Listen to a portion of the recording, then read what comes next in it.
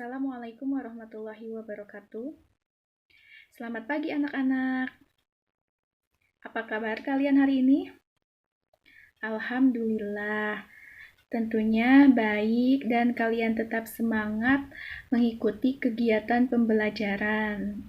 Meskipun hingga pada saat ini kita masih belum bisa tatap muka secara langsung, dikarenakan kondisi yang masih belum stabil, tetapi kalian tetap semangat mengikuti kegiatan pembelajaran pada hari ini.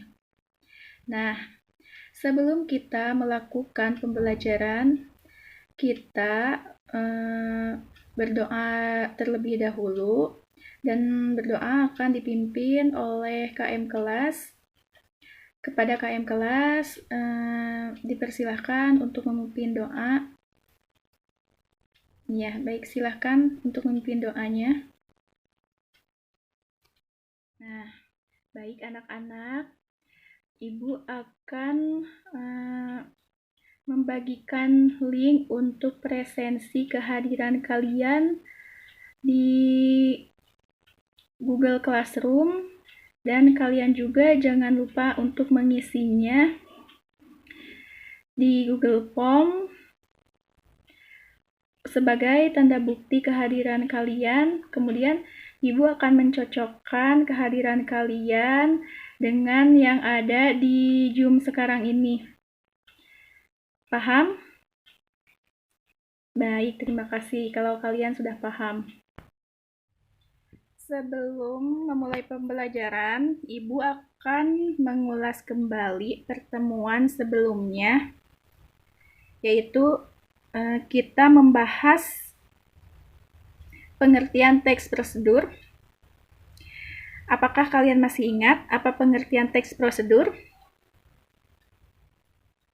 Coba kamu, Anissa, apakah masih ingat? Iya, betul sekali.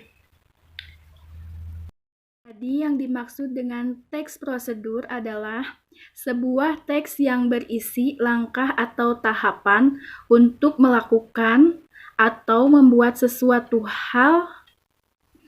Teks prosedur menjelaskan tentang bagaimana cara membuat atau mengerjakan sesuatu dengan langkah-langkah atau cara-cara tertentu yang ditulis secara terstruktur dan sistematis. Nah, menurut kalian, teks prosedur ini bagi kehidupan kalian sangat penting atau tidak?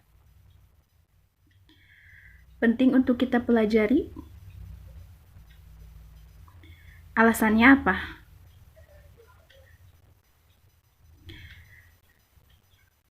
Ada yang tahu?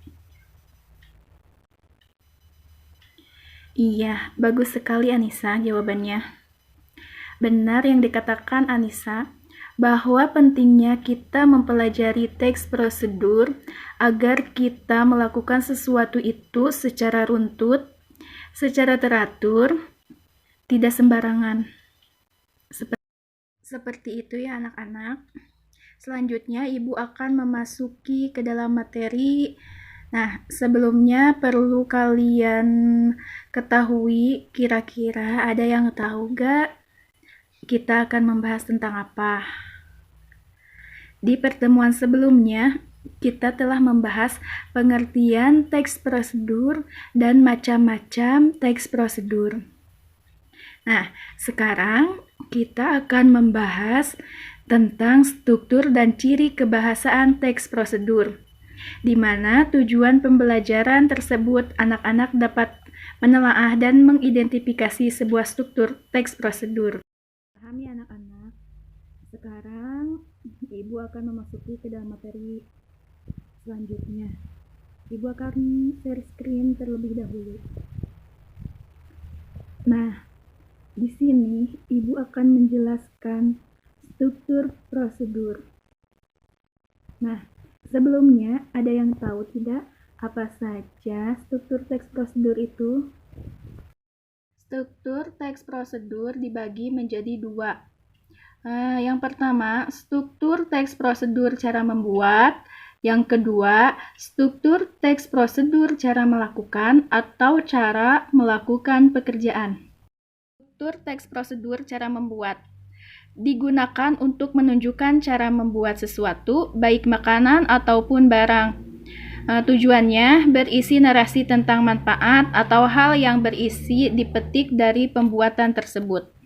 Contohnya cara membuat bubur Manado. Bahannya dan alat berisi daftar bahan dan alat dengan ukuran yang akurat. Kemudian langkah-langkahnya, urutan langkah secara rinci dan bertahap. Lalu penutup berisi narasi tentang keuntungan dan ucapan terima kasih. Lalu selanjutnya yaitu struktur teks prosedur cara melakukan pekerjaan. Contohnya cara menggunakan setrika listrik. Tujuannya untuk berisi pengantar umum sebagai penanda apa yang akan dibuat atau dilakukan, berisi kata-kata motivasi. Langkah-langkahnya berisi urutan sistematis, penutupnya bersifat pilihan dan berisi kata-kata motivasi karena sifatnya pilihan. Penutup tidak wajib dicantumkan. Kemudian penggunaan bahasa dalam teks prosedur. Yang pertama, penggunaan kalimat perintah. Kalimat yang mengandung makna memerintah atau meminta orang untuk melakukan sesuatu sesuai keinginan penyuruh. Contohnya seperti posisikan tubuh sejajar dengan monitor. Kemudian yang kedua, penggunaan bentuk pasif, yaitu kalimat yang subjeknya dikenai suatu pernuatan atau aktivitas, biasanya menggunakan imbuhan ter dan di. Contohnya, tombol keyboard sebaiknya ditekan dengan lembut. Yang ketiga, penggunaan kriteria atau batasan, yaitu kalimat yang rinci dan jelas batasannya agar orang bisa melakukan seperti apa yang diminta. Contohnya seperti langkahkan kaki kanan 2 kali dan pada hitungan 4 bertepuk tangan. 4. Penggunaan kata keterangan. Adverba atau kata keterangan adalah kelas kata yang memberikan keterangan kepada kata lain, seperti verba atau kata kerja, dan adjektiva atau kata keterangan. 5. Keterangan cara. Menambahkan keterangan cara pada kegiatan atau peristiwa yang terjadi atau dengan dan secara. Contohnya, kita bisa menghidupkan televisi dengan cara menekan tombol on atau off. Yang keenam, keterangan alat. Alat yang digunakan pada sebuah kegiatan atau peristiwa, misalnya dengan menggunakan.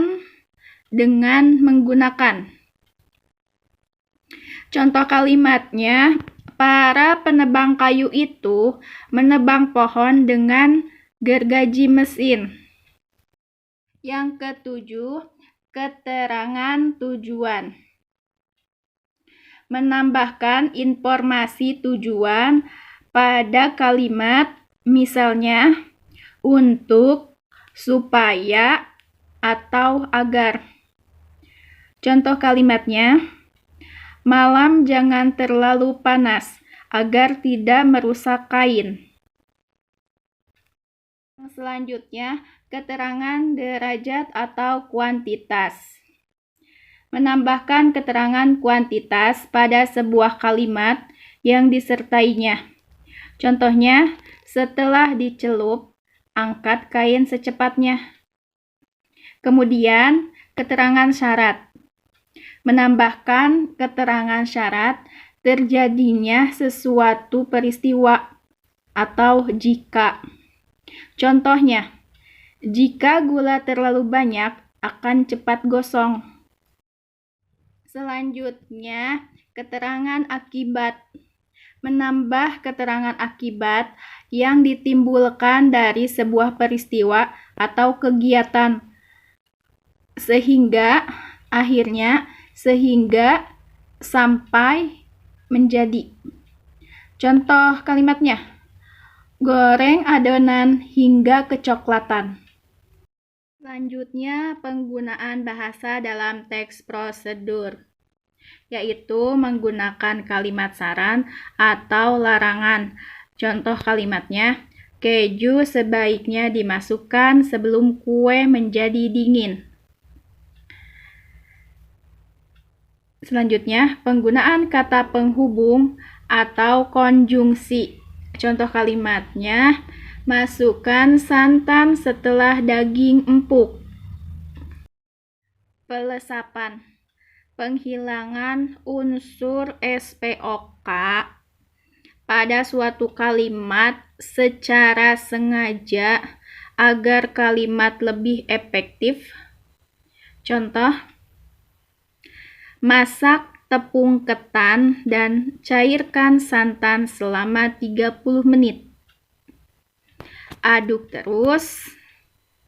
Atau tepung dan santan yang dimasak hingga mengental dan kecoklatan.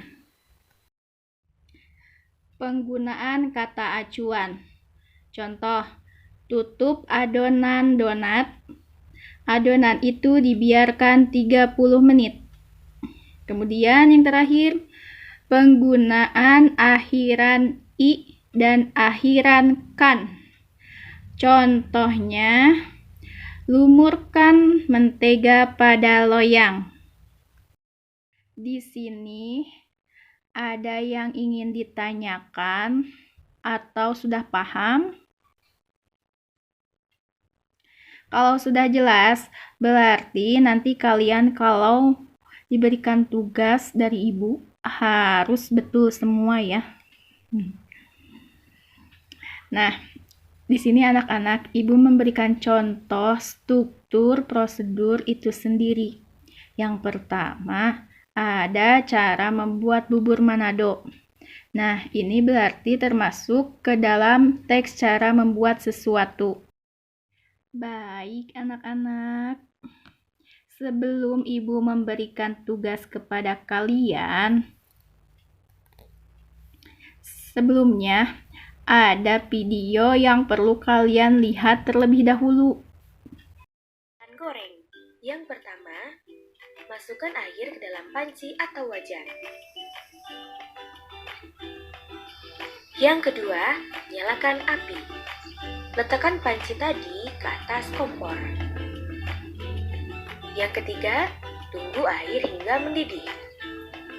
Suhu didih air adalah kurang lebih sebesar 100 derajat Celcius. Tanda-tanda air mendidih adalah munculnya gelembung dari air. Silakan masukkan mie. Jangan lupa buka bungkusnya dan pisahkan bumbu dari mie tersebut. Yang kelima, siapkan bumbu. Pisahkan bumbu tersebut ke dalam piring atau mangkuk.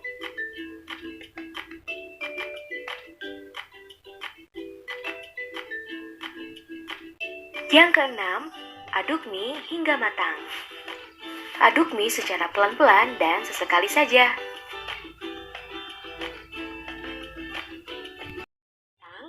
Maka silakan untuk mematikan kompor dan membuang air hasil rebusan mie tadi. Dengan cara cepatnya adalah memiringkan wajan atau panci, lalu menggunakan garpu untuk mencegah mie terjatuh. Selanjutnya, letakkan mie di atas mangkuk atau piring tempat bumbu tadi dimasukkan. Aduk mie tersebut dengan bumbu hingga merata. Selamat makan siang!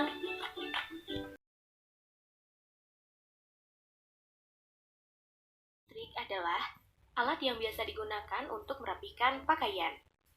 Berikut adalah langkah-langkah menggunakan setrika listrik. Yang pertama, siapkan tempat untuk menyetrika.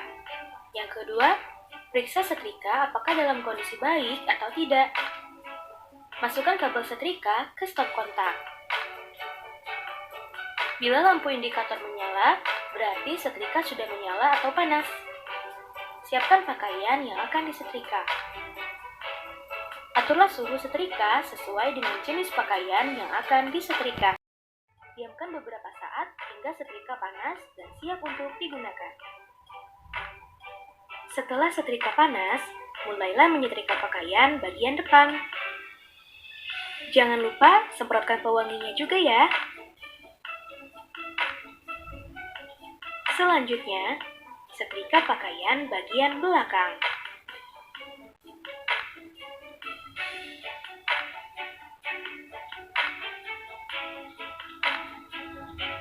Dan yang terakhir, lipat pakaian yang sudah disetrika.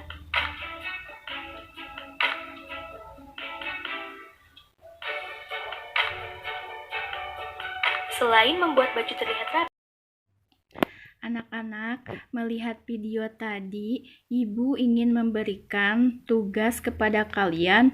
Buatlah susunan teks prosedur dan langsung identifikasi struktur bagiannya, tujuannya, langkah-langkahnya, bahan dan alat.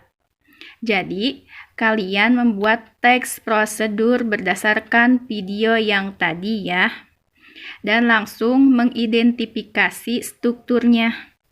Apakah kalian paham? Baik, jika kalian sudah paham, kalian langsung mengerjakan tugas dari Ibu. Diberi waktu selama 30 menit. Dan langsung tugasnya dikumpulkan di Google Classroom. Apakah kalian paham? Baiklah anak-anak, untuk tugasnya jangan lupa dikumpulkan di Google Classroom ya. Sebelum mengakhiri pembelajaran hari ini, kita berdoa terlebih dahulu ya anak-anak, agar ilmu yang didapat bisa bermanfaat. Baiklah, Ibu mengakhiri pembelajaran.